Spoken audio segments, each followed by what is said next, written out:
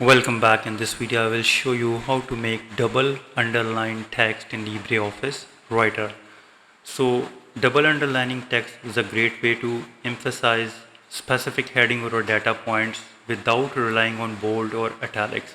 So in LibreOffice Writer you can apply this formatting through the main menu or by using a specific shortcut. So first you need to highlight the text you want to double underline, for example this one, and then go to the format and click on the corrector, and now click on the font effects, and in the text decorations you need to go to the underlining and click on this arrow and make it double and choose the color, which is you want to make it red, and in the preview you can see that.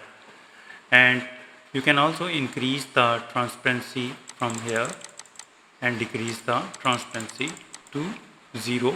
It's up to you.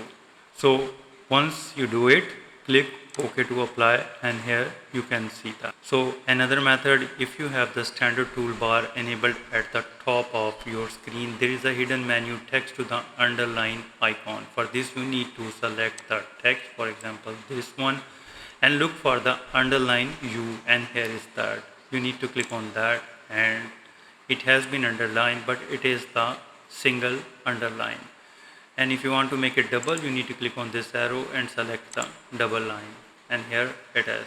So in the preview it is not, so I'll be increasing the zoom so now it can be easily visible. I hope now you can see that. So this way you can easily make double underlined text in LibreOffice Writer. If you think this video is helpful, please support my channel. Thanks for watching.